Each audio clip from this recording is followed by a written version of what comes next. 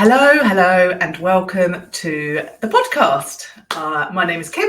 I am from Kim's Wellness Space and I mainly hang out over on Instagram. Welcome. Today I am wanting to share some little nuggets of information about the plan. I am somebody that likes a plan, and I think that's quite important to start with. So some of us are planners, some of us are not. Some of us love a bit of stationery, some of us don't really care. I love a notebook, I love a post-it note, and I love a list. Makes my brain happy, makes me feel like I know where I'm heading and what I'm up to. And I think that's why I like a plan. However, on the flip of that, I am a little bit of a rebel. And if the plan has to be too detailed, so a really good example of that is counting calories or macros, I cannot sustain that because quite honestly, I find it so boring. And I cheat because, well, nobody is checking, are they? And I know that about myself. So I can do things to make sure that I don't cheat because I'm just cheating myself, aren't I? So let's get into the crux of a plan. We all have goals for whatever we're doing, but for the length of this podcast, we are going to talk about fat loss goals. But you can use this to any goal, whether it be starting to be running or going to do yoga or upping your water or better sleep. You can use it for anything, but I want to talk about fat loss today. So we have a goal that we want to achieve. And this is by no means scientific data-led results. This is just like an overview and assumption for the purpose of this podcast. I don't want to use a particular person. I just want to give examples. So don't take any of the numbers as set. They're just while we're chatting. So let's say, for example's sake, that you want to lose a stone. So that is your goal. If you lose a stone, that is your result. The bit that gets you from the goal to the result is your plan. That's pretty simple. We all know that, don't we? But so why is the plan not working? Why are there so many people that wake up every morning and say, I still haven't reached my result. It's not working. And then, of course, we go, oh, it's me. I'm useless. I can't do it right. I must be doing something wrong. And that's not true. What the problem is the plan.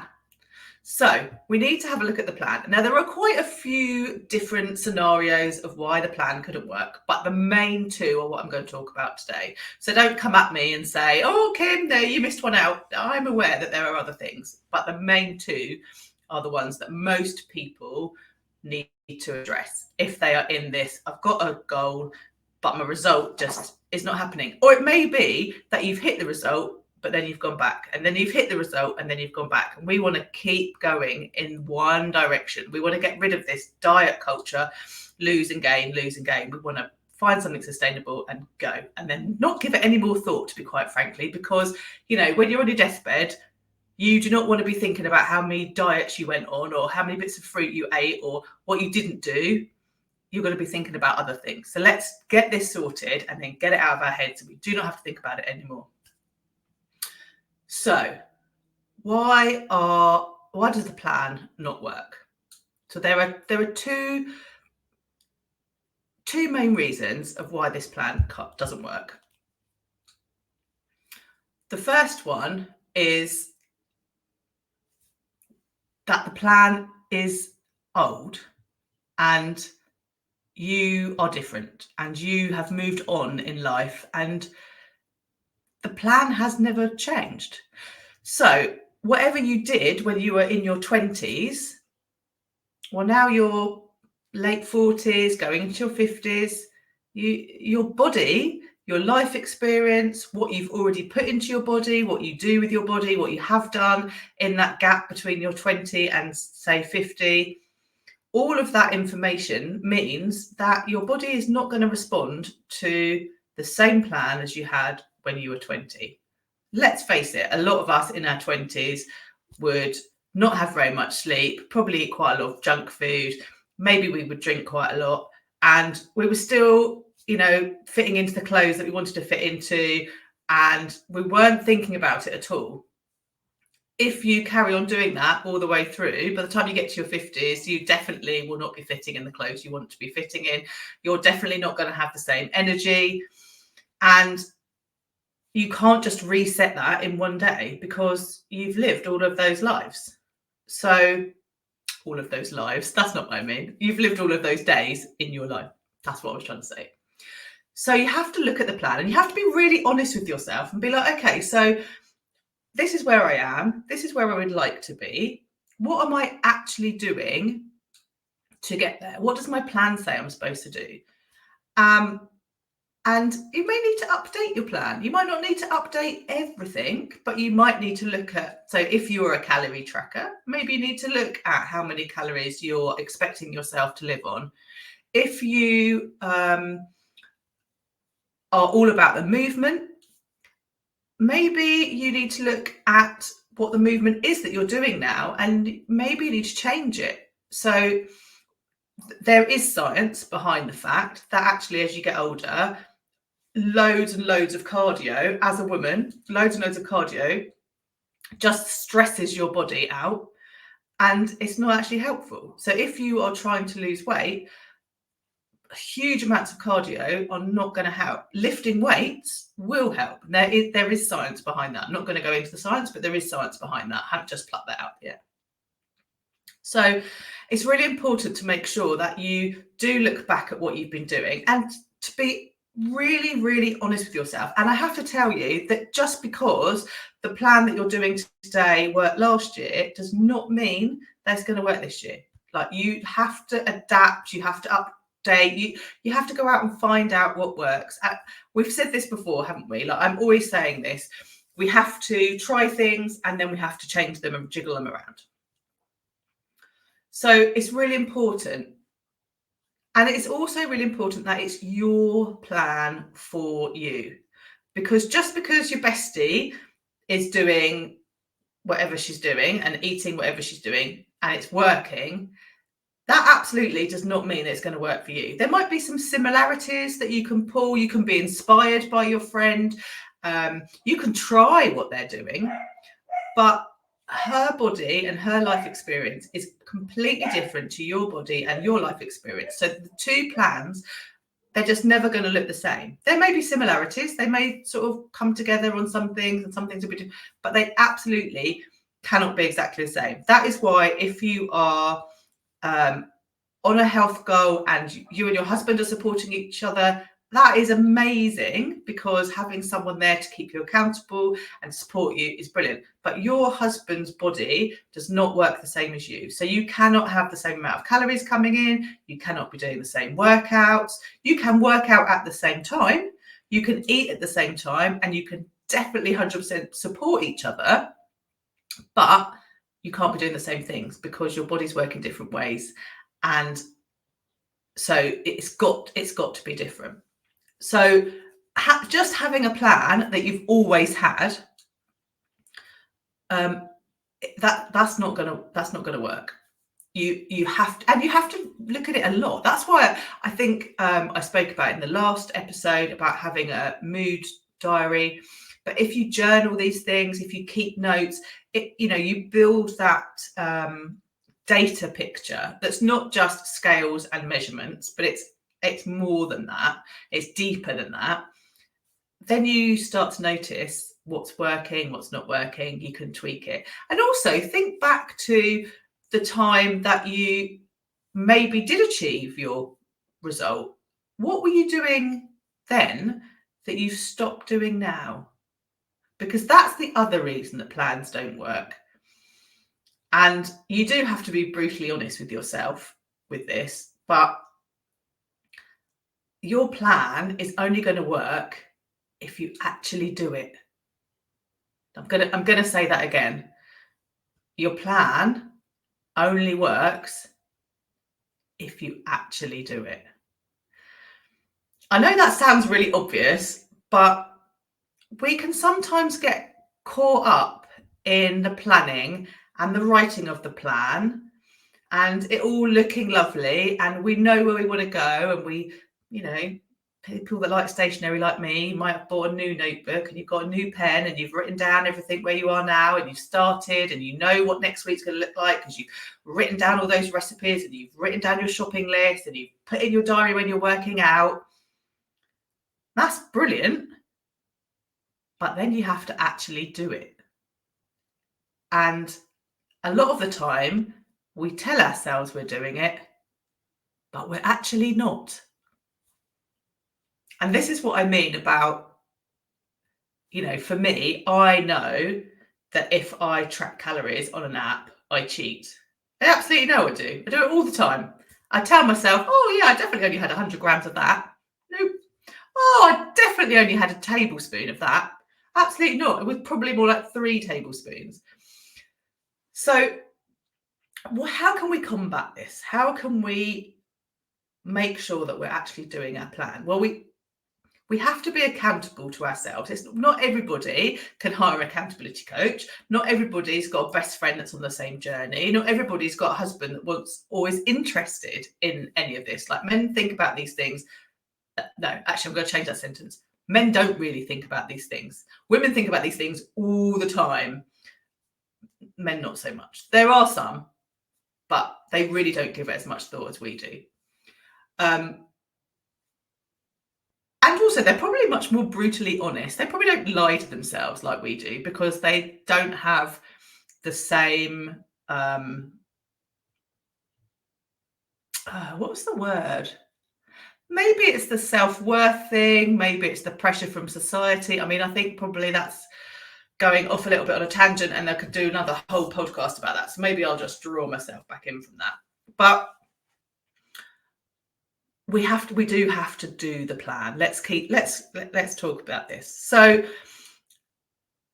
let's use the calorie tracker. The calorie tracker is a really good example of this. So we're setting up our calorie tracker, doesn't matter which one it is, and we've put in all our data, and it will probably have told us we need 1,200 calories, but we know 1,200 calories is not enough calories to sustain us, so we're ignoring that. But we know how to work out how many calories we have, so we will have worked it out and we will put that amount in because we know we have that information in our head and we know. And if you're listening to this and you're like, I don't know that, Kim, and I am on 1,200 calories, please drop into my DMs. I can absolutely help you sort that out within 5 minutes. And so then what we need to do is we need to plan all of that lovely planning that we've already done. We need to put it into our app first thing in the morning. So one of the things that I do with my coaching clients is every morning they tell me what their plan is. So they tell me what their movement is for the day, or if it's a rest day, they tell me what their food's going to be, what their snacks look like, how much water they're going to drink. And then as they do it, they check in and they tell me, oh yeah, I had my breakfast, it was great. I've had my lunch, this is what I've had, brilliant. Sometimes they check in and they say, oh, everything went wrong, I couldn't have my breakfast I wanted, so I've had this instead.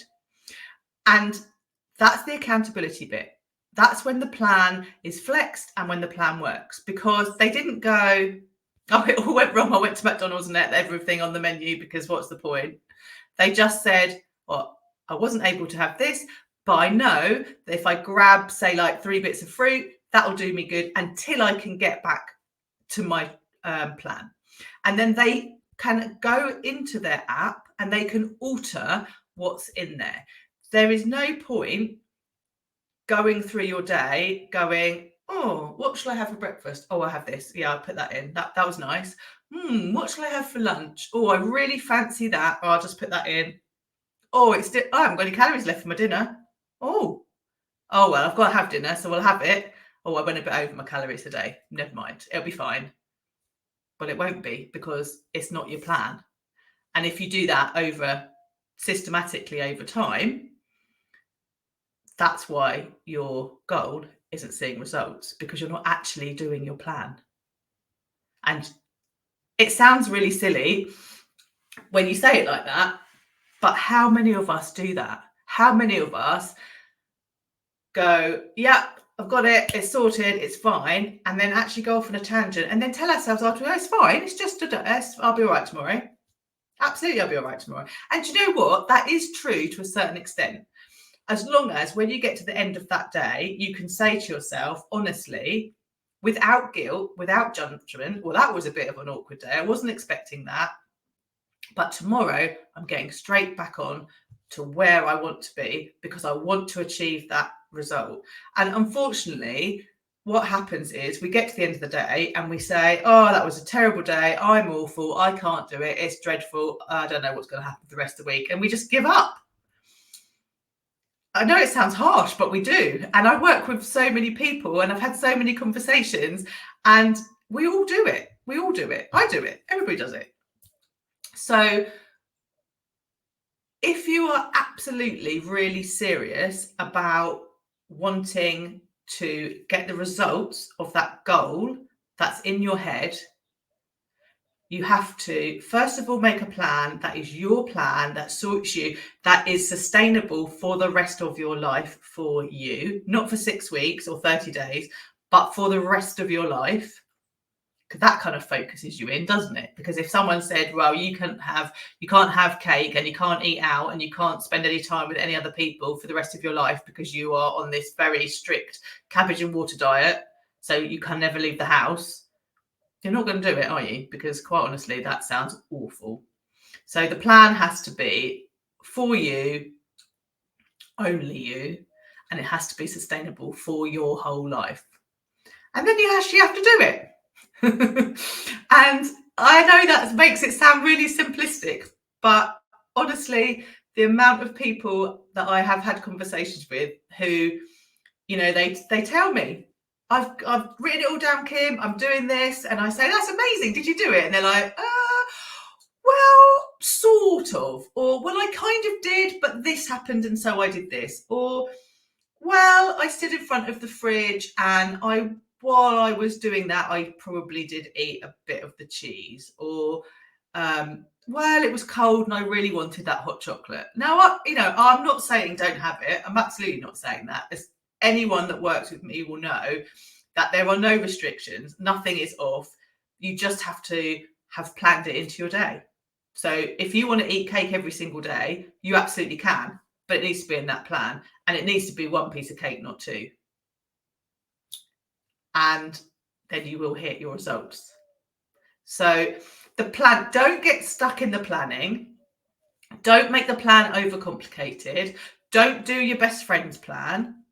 And then when you've got it and you're happy and you know that following this is sustainable for the rest of your life, you have to do it. And then when you do it, you will see results. You absolutely will see results. So I hope that made sense. I feel like I kind of told us all off, and I really haven't. But sometimes the truth is a little bit hard, isn't it? And, how many of us are now thinking, did I actually do my plan last week? Or did I just tell myself I did, but I didn't? And then I got cross because I didn't get the result I thought I should have. And remember, I've said it before, but remember, you've got to give the plan time. You absolutely have to give the plan time, because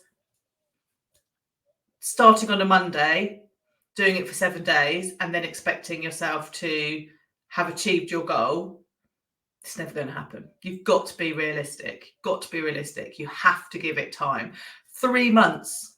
Give yourself 3 months of absolutely committing to the goal that you want to get to, the plan that you've got. And in 3 months' time, then look at your results and see, and then maybe tweak, but give yourself time, because you are not going to undo all those bad habits and mistakes and things that you've been getting up to in 7 days or in 30 days. You've got to give yourself time. And I'm not saying that you will hit your goal in 30 months, in 3 months.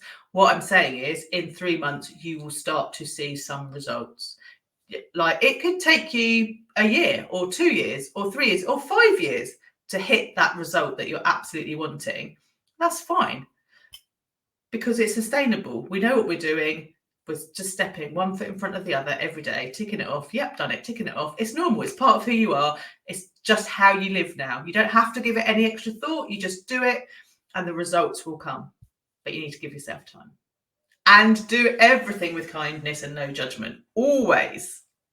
So I really hope that's helped. Thank you so much for listening to the podcast today. If you loved it, then share it, save it, give me a thumbs up if you're on YouTube. Maybe subscribe so that you know when the next one's coming. And if you haven't listened to any of my other episodes, I'd love you to go back and listen to them. Like last year, I had some amazing guests. There's lots of helpful nuggets in all of the stuff that I share. And yeah, come over to Instagram, come find me at Kim's Wellness Space, see what I'm getting up to. So thanks so much, and I will speak to you all again soon.